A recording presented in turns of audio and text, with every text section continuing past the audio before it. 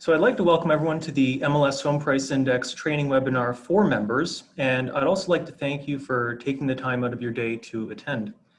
My name is Chris Jokel. I'm an economist with CREA. I've been with them for 11 years, and I'm the main contact on Home Price Index content and training. Today's session will cover an introduction on what the MLS HPI is, why it is the best price measure, and how members can use it to their benefit. We're also going to go through a brief overview of the dashboard tool available exclusively to members. The first and most important thing to know about the MLS Home Price Index is that it can help realtors with their CMA, but is not intended as a replacement. It's going to be a very valuable tool in your toolkits and a reliable and accurate baseline to help you validate your CMA.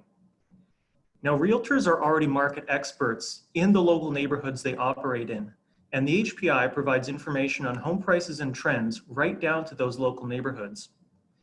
Just as every real estate market in Canada is unique, so too are neighborhoods within each market. Realtors already know this, but their clients may not. Some of you may have heard stories or had an experience yourselves where a client says, my neighbor Bob or Susan from just down the street sold their home a year ago for this amount of dollars. So you can probably list my home for a little bit above that, right?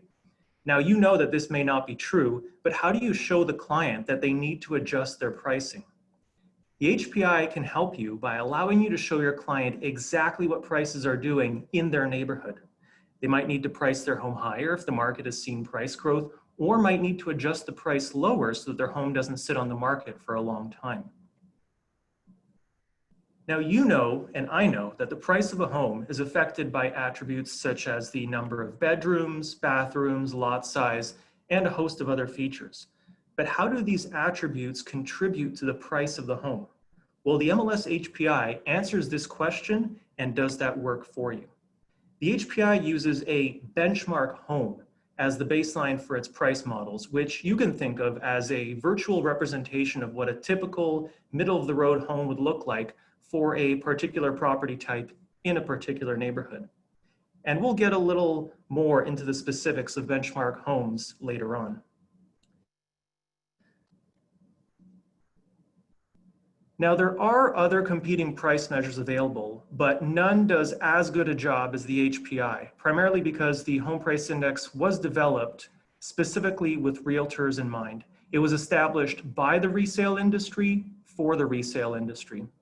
And the HPI uses data that comes straight from sold listings right in your own MLS system.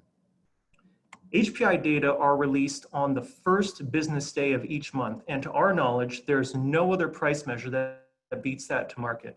Because the HPI is a constant quality index that enables an apples-to-apples comparison over time, this means that it's also enabling meaningful month-over-month comparisons and price trends, and can identify turning points sooner than other price measures. The HPI also goes deeper beyond the usual market level data. It goes all the way down to the neighborhood, which is going to be the most useful level of detail for realtors when they're looking at market trends. But why use the HPI when most people have been using average and median prices up until now? Why not keep doing things the same way? Well, one of the pitfalls of using averages and medians is that they are susceptible to large swings when there are sudden changes to the compositional mix of sales activity.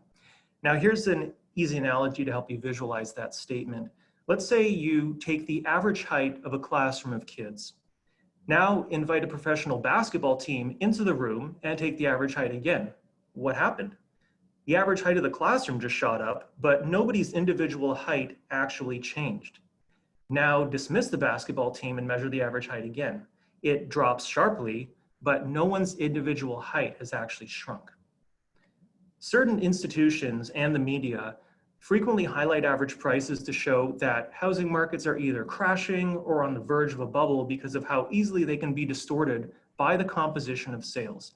For instance, you might recall in early 2017 when the Canadian average home price rose almost 20% in a very short period and then dropped more than 15% over the next couple months.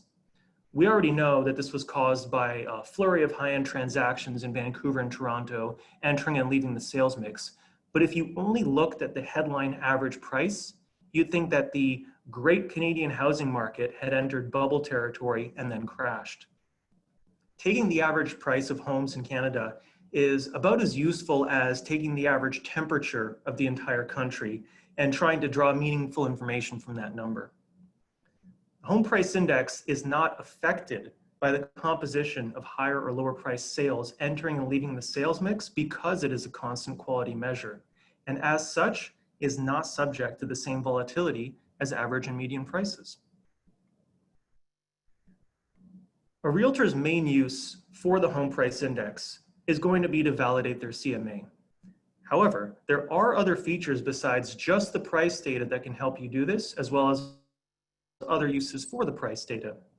If the listing you've taken is not similar to a benchmark or typical middle-of-the-road home used in the home price index models, you can compare the features of the benchmark home to your own listing and make appropriate adjustments to your listing price based on differences in the characteristics between the two. You can also compare price data across neighborhoods to get an understanding on how trends are evolving in other local areas, or compare benchmark home features for a particular property type across different neighborhoods. Conversely, you can compare price trends for a particular property type within the same neighborhood, or compare benchmark home features for different property types within a neighborhood. And we'll walk through examples of how to do all of these shortly. For now, I'd like to walk you through the dashboard tool that you will be using to access the HPI. The member-facing dashboard that you see up on the screen is available in the members area on your association's website. So when you first get to the dashboard, it's going to have a simple landing page which will describe all of the features available on the dashboard. And each of these features is accessible through a tab at the top, and that takes you to the different sections. And the purpose of this dashboard is just to give realtors an easier way to access the HPI data and to help them visualize price levels and trends instead of downloading a giant Excel sheet and just spending half a day looking at the raw data, trying to come up with ways to chart it and graph it yourself. In the first tab, let's say we just look at two-story single-family homes. We're going to stick to St. John's, and let's say we look at 3 neighborhoods within St. John's, East, North, and Central St. John's. The first tab does a very simple line graph, and all this is showing you is how price trends have evolved over time. Now, when you look at the HPI values, the index values, they all start at 100 in January of 2005. That's when the HPI starts. And the HPI is good at looking for price trends. But if you want to look at price levels, you use the benchmark price. And now you can see that you've got actual price levels, and you can track how price levels have evolved over time. You can also use the date slider at the top to zoom in on a more current section of history. And the next following 2 tabs basically take the same selections you made in the previous tab, but now what we're looking at is simply comparing the HPI and benchmark prices relative to a period in history. In this case, we're looking at how they compare to 1 year ago. And this tab, the 4th one, just presents the data in a simple, easy to view table. And you can either look at the raw data values, or you can also map out percentage changes relative to other points in history. So there's a lot of different ways to slice and dice the data. And the reason that CREA created this dashboard for all participating boards is so that realtors have different ways of visualizing the data. You might look at one of them or all of them, or you can pick and choose. When it comes to validating your CMA, the price estimate tab is probably going to be the most useful. And this tab is essentially just a very simple price estimator calculator. So for instance, if you were to choose the neighborhood and property type that you had just taken a listing in, and let's say that listing last sold in, let's say, April 2010, and the previous sale price was $225,000, well, what this tab is going to do is take those specific models for that property type and that neighborhood that you've selected input the previous selling price of your listing and the date that it previously sold on, and give you an estimated price based on the most current data available. The benchmark comparison feature, if you'll recall in a previous slide, I spoke about how you can compare features of benchmark homes across neighborhoods or property types. So let's say we're looking again at St. John's, and we want to compare all the property types supported by the HPI in North St. John's. And for purposes of this demo, I'll just select all the characteristics available. What you're looking at here is the typical middle of the road benchmark characteristics for 1-story and 2-story single family homes and apartment units in St. John's. And this will give you a side-by-side comparison of what you can expect to get from a typical home for each of those property types. And for now, we've just selected the specific neighborhood of North, but you can really compare any property type in any neighborhood to any other neighborhood or property type.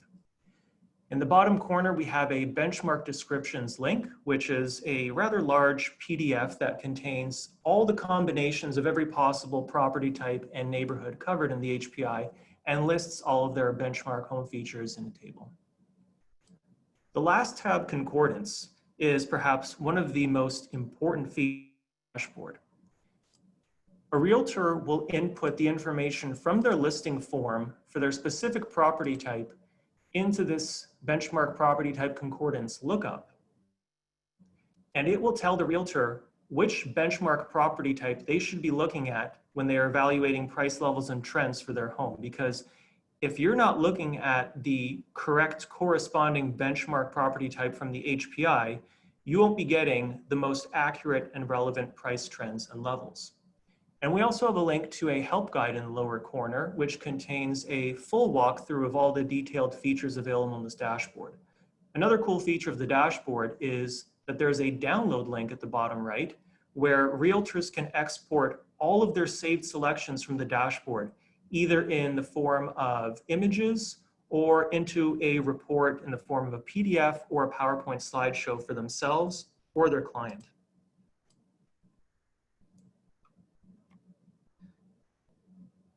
I'd like to take a moment to talk briefly about what this tool means for realtors' business. We've been living in an era for a while now where people can look something up online and then consider themselves experts on that subject. You may have heard the expression, Dr. Google. Simply look up your symptoms online and receive an instant diagnosis, all without consulting a licensed medical professional. This also applies to people who might have sold their uncle's or cousin's couch on Kijiji and thought to themselves, hey, that wasn't so hard. I bet I could sell their house on Kijiji as well. Now, every few years, CREA puts out a survey to people who have either recently bought a home or are planning to in the near future. And the result that stood out the most from the last survey was that 31% of those who had used a realtor to buy a home would not be using one again. And this was up from just 4% in the previous survey in 2014. Now, what were the two biggest reasons not to use a realtor? Well, more than half said it was too expensive, and more than a quarter responded they could just do it themselves. One interesting takeaway I found from the survey was that more than a fifth of Canadians wish that their realtor possessed a more solid knowledge of local market trends. Now, realtors already have the most in-depth knowledge and expertise on the local markets that they work in. The MLS HPI adds another tool into their toolkits. It provides an added value by giving information to realtors that they can put in the hands of their clients to actually show them what prices are doing. And this is especially valuable in times of heightened uncertainty like the ones we're living in now, where consumers are being bombarded by all of this price information, whether it's from the media grabbing headline average price figures or the doom and gloom forecasts coming out from certain institutions.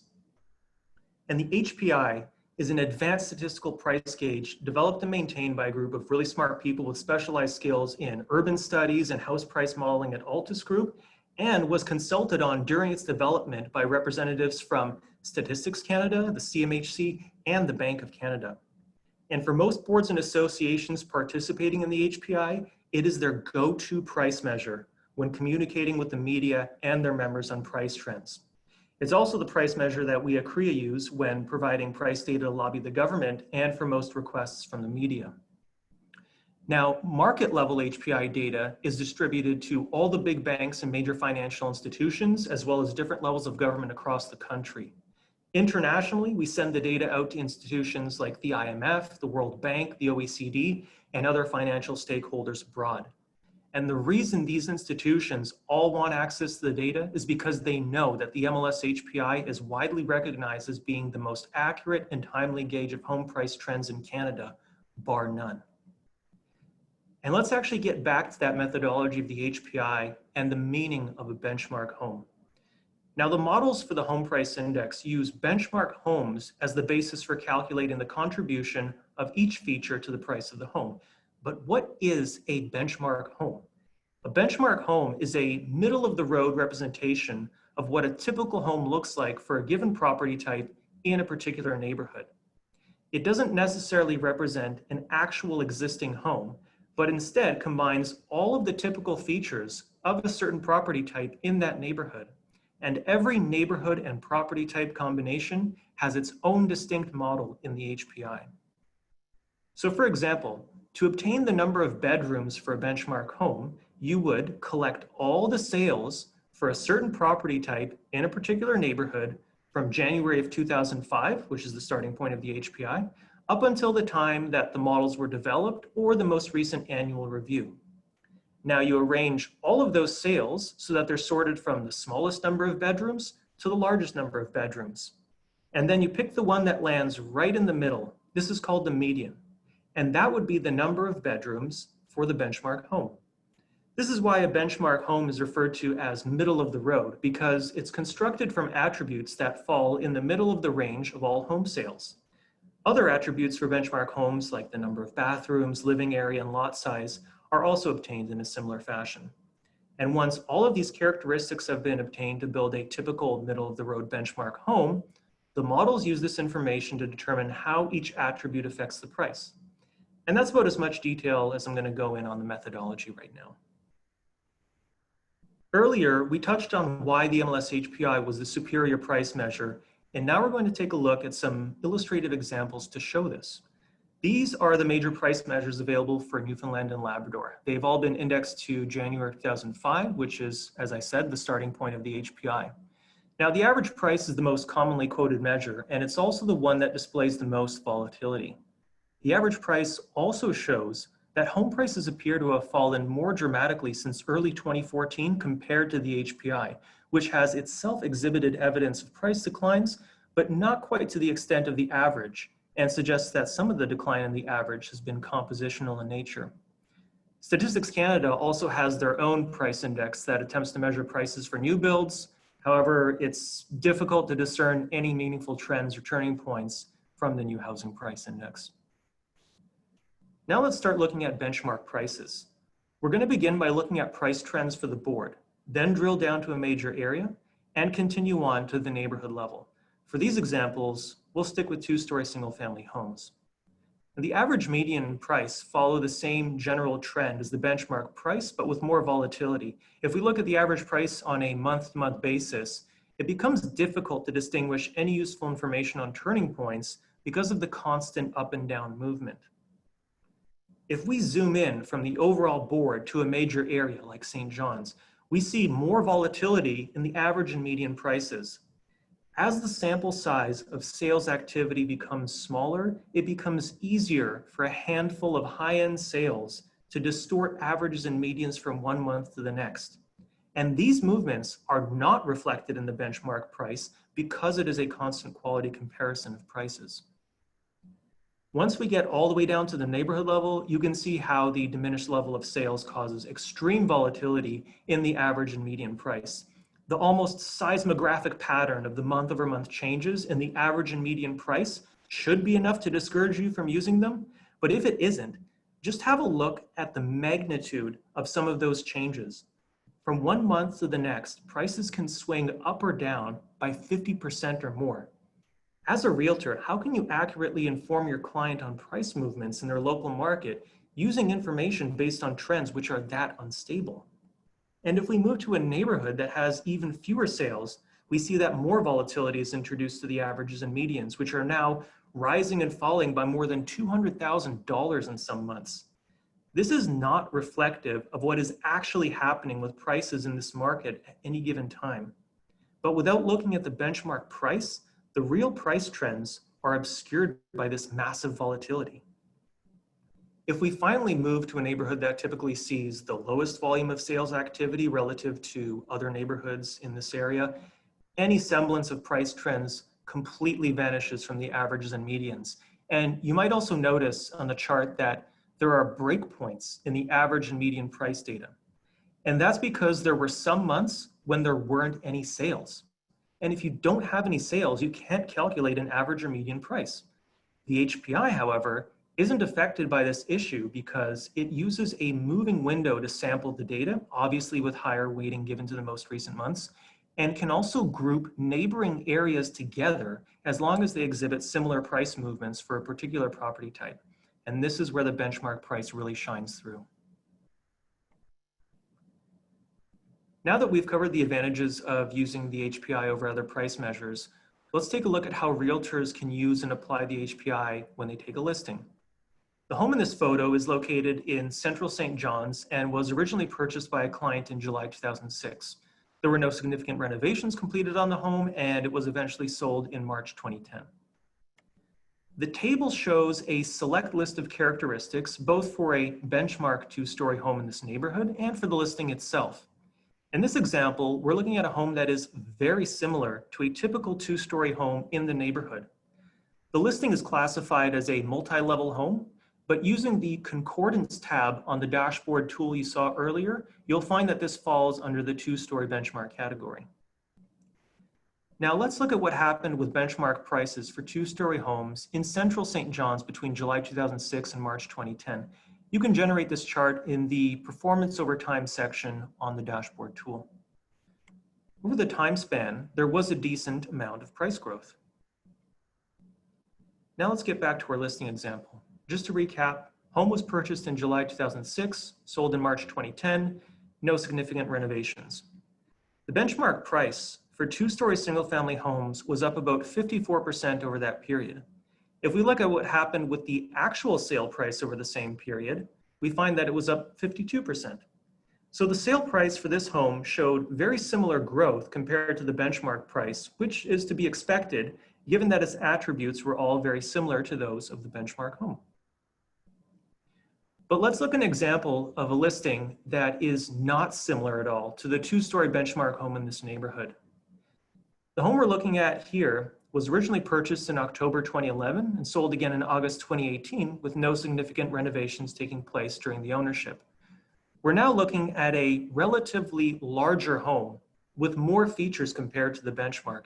It's also worth noting that the living area and lot size of this home based on the listing form are nearly double those of the benchmark two-story home. Looking at the trend for two-story benchmark prices from October 2011 to August 2018, we see some fluctuation in prices over the time horizon. There's a major dip in early 2018, but that was corrected soon afterwards. And in general, there was a modest price decline between the two sale periods. Returning to our listing example, the two-story benchmark price for this neighborhood was down by about 6%. The actual sale price for the listing was down by 16%. In this case, the sale price for the listing declined by a little more than the benchmark price over the same period. And if we look at the listing form for this property, we find that it was on the market for more than a year and a half before it sold. Now, given that prices were generally trending downward over that time, it's likely that the owner may have been motivated to sell. And indeed, the listing form shows that the current list price at the time of sale was a bit higher. If the home had sold at the listing price, it would have represented just an 8% decline over the time period, which is much closer to the change in the benchmark price. Another main difference here is that the actual sale prices of the listing are much higher than the benchmark prices of a typical two-story home in this neighborhood for those two periods. Based on our comparison of attributes from earlier, we know this is because the listing represents a home that is much larger and has more features than the benchmark home. And realtors will understand that this means adjusting the price upwards to reflect those changes. Now, the listings for these examples were chosen to avoid cases where they were almost nearly identical to the benchmark home, had sale prices that lined up almost identical to benchmark price, and had very similar price changes that were almost spot on. Because it would have been easier to show two examples of homes where all three of those items lined up almost perfectly, in fact, almost to the decimal. But this would misrepresent the HPI and wouldn't be a useful teaching tool, because the value in knowing how to use the HPI lies in the ability to understand how certain features can add value, that dissimilar features will require a price adjustment, and of course that the timing and circumstances of the market will also play a role in establishing your list price. The benchmark price provides a very accurate and reliable measure upon which to base your listing price, but every home is going to be unique, and the HPI, as I said before, is not intended to replace the additional work of the CMA. Sometimes it can be useful to look at benchmark characteristics separately from the HPI data, as we'll see in these final two examples. For instance, let's say a client really wants to live in a two-story home, but they want to shop around and see what they can get in different neighborhoods. They might go to their realtor and ask, what am I going to get for a typical two-story home in the neighborhoods around this area? Using the benchmark characteristics feature on the dashboard tool, you can answer that question for your client. Now, these three neighborhoods in St. John's have the same number of bedrooms and very similar living areas, but there's the extra bathrooms in North St. John's compared to the other two, and the lot sizes really set them all apart. Now, a typical two-story home seems to be most expensive in North St. John's, even though it hasn't got the largest living area or lot size, so that could simply be a locational factor, which would be captured in the benchmark price. Conversely, a client may come to the realtor and tell them that they really want to buy a home in a specific neighborhood for reasons such as maybe being close to a good school or wanting to live closer to family. However, client might be flexible on the type of home they're willing to buy, or if their financing situation has changed, might not qualify for the type of home they originally wanted to purchase. Realtors can also present their client with a similar comparison where they can show typical characteristics for different property types within the same neighborhood. In this instance, we find that townhomes and apartments seem to be more expensive in central St. John's relative to single-family homes. And you can also see the other features of these homes within St. John's. I'd like to thank you all for taking the time to go through this training session. I realize that this is probably your first exposure to the HPI, and there's a lot to take in, and you'll probably want time to absorb the information and play around with the dashboard tool. If you have any questions later on, after you've had some time to review the materials, you can always ask your board.